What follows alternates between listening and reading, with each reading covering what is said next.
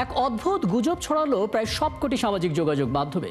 গুজবটা এমন, মুক্তিযুদ্ধে রাজাকারের সঠিক তালিকা প্রকাশ হয়েছে, যার মধ্যে আওয়ামী লীগ এবং বিএনপিতে আছে 10,000 রাজাকার, আর জামাত ইসলামের মধ্যে আছে মাত্র 37 জন রাজাকার। এবং এই পোস্ট আবার প্রায় 2000 ফেসবুক পেজ এবং অ্যাকাউন্ট থেকে শেয়ার হলো। এই মিথ্যা তথ্যের ফ্যাক্ট চেক যখন হচ্ছে, তখন আরেকটি কাণ্ড ঘটলো। একটি ছবিতেই কিছু প্রবাসীরা দাঁড়িয়ে আছেন, হাতে থাকা যে ব্যানার সেখানে লেখা মালয়েশিয়া থেকে রেমিটেন্স শাটডাউন। আবার এই একই ছবির আরেকটা ভার্সনে লেখা কুয়েত থেকে রেমিটেন্স শাটডাউন। এবং দুটো ছবি ক্রমাগত শেয়ার হচ্ছে। পরে যাচাই করে দেখা গেল ছবিটি আসল নয়, কৃত্রিম বুদ্ধিমত্তা বা এআই প্রযুক্তি দিয়ে তৈরি। দর্শক, চলুন আমরা শুরুতে কয়েকটা ফ্যাক্ট চেক দেখে নিই, তারপর আলাপে যাব। প্রায় 2000 ফেসবুক পেজ এবং অ্যাকাউন্ট থেকে শেয়ার করা হয়েছে একটি ডিজিটাল ব্যানার। সেখানে রাজাকারের প্রকৃত সংখ্যা দাবি করে কিছু হিসেব তুলে ধরা হয়। সেই হিসেবে দেখা যাচ্ছে সবচেয়ে বেশি প্রায় 10,000 রাজাকার আছে শুধু আওয়ামী লীগ এবং বিএনপিতে, আর জামাতে ইসলামের মধ্যে রাজাকার আছে মাত্র 37 জন। তবে এই তথ্যগুলো যে মিথ্যা সেটা বেরিয়ে আসে ফ্যাক্ট চেক করে।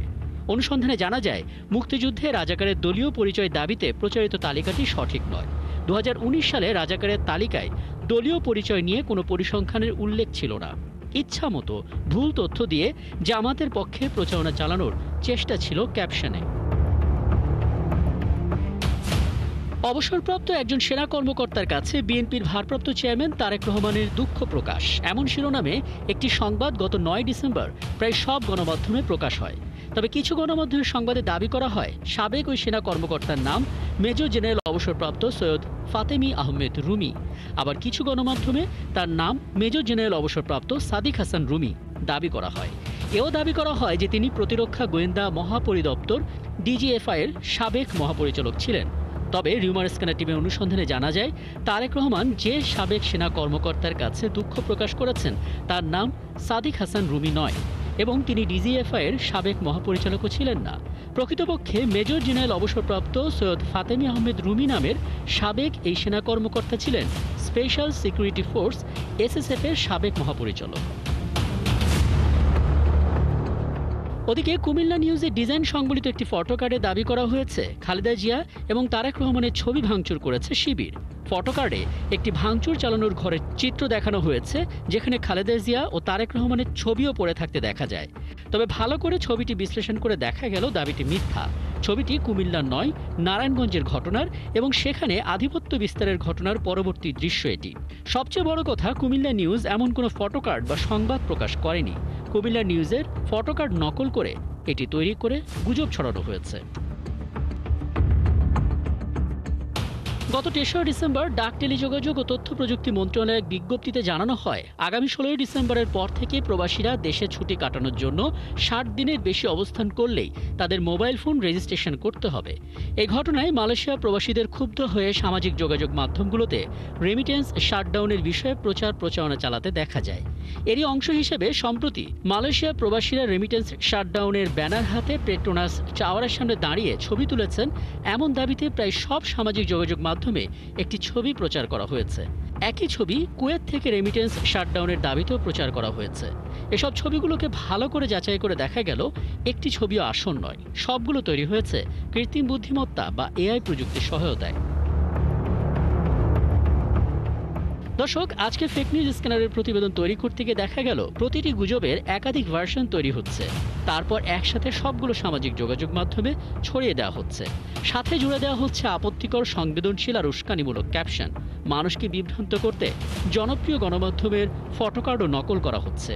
এই কঠিন বাস্তবতায় সামাজিক যোগাযোগ মাধ্যম নয়, বরং গণমাধ্যমের খবরগুলোতেই আস্থা রাখার পরামর্শ বিশেষজ্ঞদের। রাকিব হাসান, 71, ঢাকা। আমরা প্রতিবেদন দেখলাম এবং একটা ধারণাও পেলাম। আগে জানিয়েছি আমাদের সঙ্গে ঠিক এই মুহূর্তে আছেন নওগাঁ 3 আসনে বিএনপি মনোনীত প্রার্থী ফজলে হুদা বাবুল। ফজলে হুদা বাবুল, আপনাকে আমন্ত্রণ জানাচ্ছি, এবং যে কারণে আসলে আপনাকে আমন্ত্রণ জানিয়েছি সেটা হচ্ছে দল হিসেবে বিএনপি ক্রমাগত এখন অপতথ্যের টার্গেটে পরিণত হচ্ছে। আমরা বলতে পারি গেল 23 নভেম্বর সবচেয়ে বেশি ছড়িয়েছিল বেগম খালেদা জিয়ার স্বাস্থ্য নিয়ে গুজব, এবং এই শারীরিক অবস্থা নিয়ে গুজব ক্রমাগত চলতে চলতে আমরা দেখলাম সেখানে তারেক জিয়া ঢুকলেন, তারেক রহমানের পর জাইমা রহমানকে নিয়ে আক্রমণের শিকার হলো, এবং গতকাল একদিনে 4টি অপতথ্যের ফ্যাক্ট চেক আমরা করেছি শুধুমাত্র বিএনপি মহাসচিবকে নিয়ে। এবং আজকে আমরা দেখলাম যে তফসিল ঘোষণা হয়ে গেছে, নির্বাচনের তারিখও আমরা জেনে গেছি, এবং নিঃসন্দেহে অপতথ্যের পরিমাণটা হয়তো আরও বাড়বে। মানে দল হিসেবে বিএনপি পুরো বিষয়টা নিয়ে কতটা মনোযোগ দিচ্ছে, কি প্রস্তুতি রাখছে, একটু ধারণা দেবেন আমাদেরকে। দেখুন, একটা বিজয়ের মাস, সবাইকে আমার বিজয়ের শুভেচ্ছা, অগ্রিম শুভেচ্ছা। মুক্তিযুদ্ধ নিয়ে আপনারা একটা ফ্যাক্ট চেক বলেছেন, রাজাকারদের এবং তালিকা নিয়ে, এই জন্য এটাকে আমি একটু গুরুত্ব দিতে চাই। সেটা হচ্ছে যে একটা দল আছে যারা এদেশের স্বাধীনতায় বিশ্বাস করেনি, শুধু তাই নয়, তারা পাকিস্তানিদের সহযোগিতা করেছে এবং মানবাধিকার অপরাধের সাথে যারা জড়িত, তারা স্বাভাবিকভাবেই এইসব অপতৎপরতা চালাচ্ছে। শুধু আজকে নয়, এইটা 5ই আগস্টের পর থেকেই তারা ক্রমাগত চালিয়ে যাচ্ছে, এবং সেটা শিকার হচ্ছে বিএনপি বরাবরের মতোই। আর এই যে আপনি যেটা প্রশ্ন করেছেন যে এই যে তারেক রহমানের দুঃখ প্রকাশ, দেখুন, এত একটা মানে ভালো একটা ঘটনাকে, একটা কি বলবো, উদাহরণ দেবার মতো একটা ঘটনাকে, যে একটা নেতা কতটুকু উদার হতে পারে, সেটাকেও তারা কিভাবে বিভ্রান্তি ছড়ানোর চেষ্টা করেছে। যে একজন সাবেক এসএসএফ, উনি কিন্তু ঘটনাও বর্ণনা করেছেন যে পুরান ঢাকায় যখন তারা যাচ্ছিল তখন স্বাভাবিক এসএসএফ এর একজন থাকবে সাথে, এটি স্বাভাবিক, কিন্তু সেটাকেও ডিজিএফআই বা আরো কত কি করেছে যেটা হয়তো আমাদের চোখে পড়েনি। মহাসচিব স্যার দীর্ঘদিন থেকেই অনেক রকমেরই সাইবার বুলিং এর শিকার হয়ে যাচ্ছেন ক্রমাগত, এবং বিশেষ করে যেখানে বিএনপি মুক্তিযুদ্ধকে লালন করে, যদিও মুক্তিযুদ্ধের চেতনাকে বিএনপি কোনোদিনও নিজেদের বলে গ্লোরিফাই করেনি এবং চেতনা বিক্রি করবার কোনো চেষ্টা করেনি, যদিও আমাদের দলের নেতা শহীদ প্রেসিডেন্ট জিয়াউর রহমান এই মুক্তিযুদ্ধের কিন্তু ঘোষক, সেক্টর কমান্ডার, জেট ফোর্সের কমান্ডার এবং বীর উত্তম ছিলেন। আমরা এটাকে কোনোদিনও গ্লোরিফাই করিনি। আমরা এটা কোনোদিনও বলিনি যে ম্যাডাম খালেদা জিয়া পুরো মুক্তিযুদ্ধের সময় ছোট ছোট দুটো শিশু বাচ্চাকে নিয়ে কিরকম কষ্ট করে গেছেন তার পুরো মুক্তিযুদ্ধকালীন সময়ে কারাগারে থেকে। ভাতা কিন্তু অন্যেরা খেয়েছে, সরকারের ভাতা। তারপরও এই দেখুন, এই গুপ্ত সংগঠনটা বরাবরের মতো তারা মুখে একটা বলে, অন্তরে আরেকটা বিশ্বাস করে। এবং এই যে সাইবার বুলিং, তারা আপনি চিন্তা করেছেন 20,000 ফেসবুক, সরি 2,000 ফেসবুক অ্যাকাউন্ট থেকে এটা ক্রমাগত ছড়ানো হয়েছে ম্যাডামের স্বাস্থ্য নিয়ে। যে মানুষটা 2000 ফেসবুক পেজ, এটা কিন্তু বলে রাখি, শুধু ফেসবুকের হিসেবটা দিলাম, এটা টিকটকেও ছড়িয়েছে, এটা ইনস্টাগ্রামে ছড়িয়েছে, থ্রেডসও ছড়িয়েছে। এক্স্যাক্টলি। দেখুন, ম্যাডাম খালেদা জিয়াকে নিয়ে যারা এগুলা ছড়াইতে পারে, তারা আর যাই হোক, গতকালকে আমাদের বিশ্ব মানবাধিকার দিবস ছিল, তারা মানুষের জন্য নয়, এবং তারা কোন পর্যায়ে তারা মানবতার শত্রু আমি মনে করি। এখানে একটা বিষয় খুবই প্রণিধানযোগ্য আমি মনে করি, সেটি হচ্ছে যে ম্যাডাম খালেদা জিয়া কিন্তু এদেশের স্বাধীনতা সংগ্রামের সাথে জড়িত, এদেশের গণতন্ত্র পুনরুদ্ধারের সাথে জড়িত, এদেশের 24-এর আন্দোলনের সাথে জড়িত।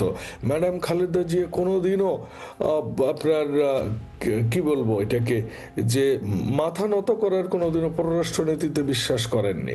ম্যাডাম খালেদা জিয়া নিজের স্বার্থ কোনোদিনও দেখেননি। এমন একজন মানুষকে নিয়ে, একটা বৃদ্ধা মহিলা, সবচেয়ে এই নারীটা অনেক বৃদ্ধা এবং অসুস্থ, হসপিটালাইজড, তাকে নিয়েও তারা এইসব সাইবার বুলিং করতে পারে। আমি একটা দেখলাম, জানি না এটা এআই দিয়ে কিনা, ঢাকা বিশ্ববিদ্যালয়ের একটা শিক্ষককে একজন একটা গুপ্ত সংগঠনের একটা ছেলে দৌড়ে নিয়ে তাকে হেনস্থা করতেছে। আসলে এখন এমন ভাবে এআইটা জেনারেট হচ্ছে, কারণ আমরা জানি এটা মেশিন লার্নিং প্রসেসে কাজ করে। আজকে যে এআই ব্যবহার করলো, এআই সেটা জেনে গেল এবং পরদিন আরও ভালো পারফরমেন্স করার চেষ্টা করবে। আমি একটা বিরতিতে যাব এবং বিরতির পরে এসে আপনার কাছে একটা বিষয় একটু জানার চেষ্টা করব। বিএনপি অনেক বড় একটা দল এবং তৃণমূল পর্যায়েও তাদের অনেক কর্মীরা আছে, প্রত্যেকে তার জায়গা থেকে আসলে অপতথ্যের বিপরীতে লড়াইটা চালাচ্ছে কিনা বা সেই প্রয়োজনটা দেখছেন কিনা, আমি ফিরে এসে নিশ্চয়ই জানার চেষ্টা করব।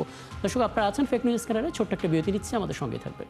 সাথে থাকার জন্য ধন্যবাদ। ফেক নিউজ স্ক্যানারে আপনারা আছেন, রাকিব হাসান আপনাদের সঙ্গে আছে এবং আমার সঙ্গে আমার অতিথি রয়েছেন জনাব ফজলে হুদা বাবুল। বিরতির আগে যে প্রশ্নটা আপনার কাছে করে গিয়েছিলাম যে আসলে বিএনপিকে ঘিরে যখন এত অপতথ্য হচ্ছে তখন বিএনপি নিজেদের সুরক্ষা বলয়টা কিভাবে তৈরি করছে জানাবেন। বিএনপি দেখুন, বিএনপি একটা রাজনৈতিক দল। বিএনপি কোনো অনলাইন ভিত্তিক পত্রিকা নয়। এখন রাজনৈতিক দল হিসেবে বিএনপির কর্মীরা যার যার ক্ষেত্রে সে কাজ করছে, কিন্তু যেটা সাইবার সুরক্ষা আইন 2024 হয়েছে, আমরা মনে করি সরকারের ব্যাপারে ব্যবস্থা নিবে। আর বিএনপি যে আগামী নির্বাচনে যে নতুন নির্বাচনের তফসিল ঘোষণা হলো ত্রয়োদশ সংসদ নির্বাচনে, এখানে কিন্তু বিএনপি স্পষ্ট করে তাদের ম্যানিফেস্টোতে একটা কথা বলবেন, যেটা আমাদের ভারপ্রাপ্ত চেয়ারম্যান বলেছেন, সেটা হচ্ছে জাতীয় অনলাইন সুরক্ষা ব্যবস্থা আমরা করব এবং সামাজিক ও রাজনৈতিক কর্মকাণ্ডে অংশ নিয়ে নারীদের বিশেষ করে অনলাইন সুরক্ষায় আমরা ব্যবস্থা নিব এবং আমরা শিক্ষা প্রতিষ্ঠানগুলোকে আমরা সাইবার সুরক্ষা শিক্ষার ব্যবস্থা করব। আমরা তো ভবিষ্যতে দেশ গড়ার কাজে আছি, আমরা কারোর সাথে ঝগড়া করার জন্য নয়। কেউ কিছু বললেই তো আর হয়ে যায়নি। আপনি জানেন বিএনপির প্রত্যেকটা ইতিহাসই কোষ্ঠী পাথরে যাচাই করা ইতিহাস, সেটা মুক্তিযুদ্ধ বলেন, 90-এর গণ অভ্যুত্থান বলেন, কিংবা 24 বলেন, বা গত 17 বছর। একদম, কিন্তু দেখেন যারা প্রান্তিক অঞ্চলে আছেন তাদের হাতেও স্মার্টফোন আছে এবং তারাও ফেসবুক টিকটক ব্যবহার করছেন। স্ক্রল করতে গিয়ে যদি এগুলো চোখে পড়ে, তারা আমাদেরকে জানতে চান এটা কি এআই নাকি আসল, মানে তারা তো প্রভাবিত হচ্ছে।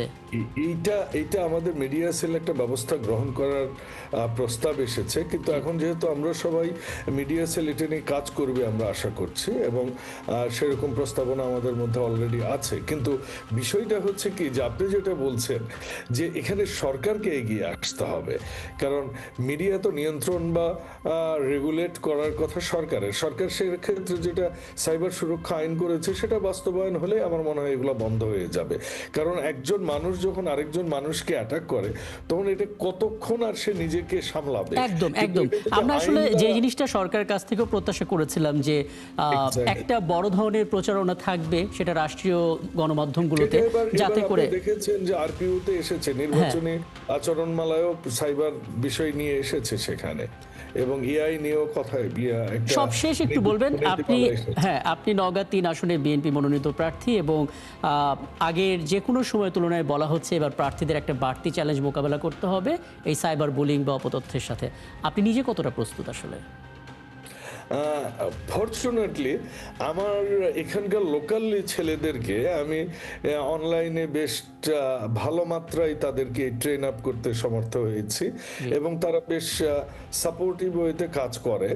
আর তারপরও এখানে আমি মনে করি আমাদের এই এলাকাটা অনেক শান্তিপ্রিয় এলাকা, মানুষ খুবই শান্তিপ্রিয়, সেটা যে দলই বলেন না কেন। এই নওগাঁ 3 বিশেষ করে পাহাড়পুর এবং মহাদেব, আমরা পাহাড়পুর বৌদ্ধবিহারের কথা বলছিলাম, আমার থানায় বদলগাছিতে এবং মহাদেবপুরে, এখানকার মানুষ অধিকাংশই শান্তিপ্রিয় মানুষ। এখানে সেটা সাইবার বলেন আর ফিজিক্যাল বলেন, ফৌজদারি অপরাধ বলেন, এগুলো সংখ্যায় অনেক কম এবং সেক্ষেত্রে আমরা অনেক ভালো আছি এবং ইনশাল্লাহ আগামী ত্রয়োদশ সংসদ নির্বাচনের মাধ্যমে আরো ভালো কিছু করা যাবে। কিন্তু আমার যে সাইবার টিম বলতে এমন কিছু নাই, বিশেষ করে আমাদের ছাত্র দল, যুব দল বা অঙ্গ সংগঠনগুলা বা আমাদের জিয়া সাইবার ফোর্স বলে একটা প্রতিষ্ঠান আছে, তারা বেশ ভালো শক্তিশালী ভূমিকা রাখে। আচ্ছা, আপনাকে অনেক ধন্যবাদ। হাতে সময় থাকলে আসলে একটু জানার চেষ্টা করতাম যে এবার প্রার্থীদের প্রচারণার ক্ষেত্রে কিন্তু শুধু ভোট চাইলেও হবে না, সাধারণ মানুষ যেন অপতথ্যে বিশ্বাস না করেন সেই বার্তাটাও হয়তো দিতে হবে এবং আপনারা হয়তো নিশ্চয়ই সেই প্রস্তুতিও মাথায় রেখেছেন। আমার হাতে সময় থাকলে সেটা নিয়েও কথা বলতাম। অনেক ধন্যবাদ, আপনি আমাদেরকে সময়টা দিয়েছেন। ধন্যবাদ একাত্তর টিভিকে।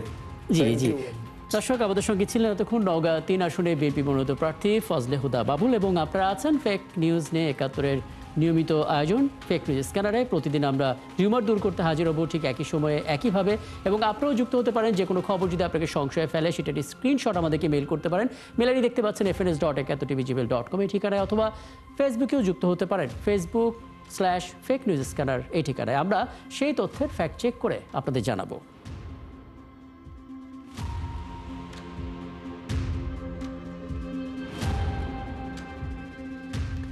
মনে রাখবেন দর্শক, চটকদের শিরোনাম দেখলে ক্লিক করবেন না। বিশ্বাস আর প্রতিক্রিয়া জানানোর আগে অবশ্যই ফ্যাক্ট চেক করুন। থাকুন 71-এর সাথে।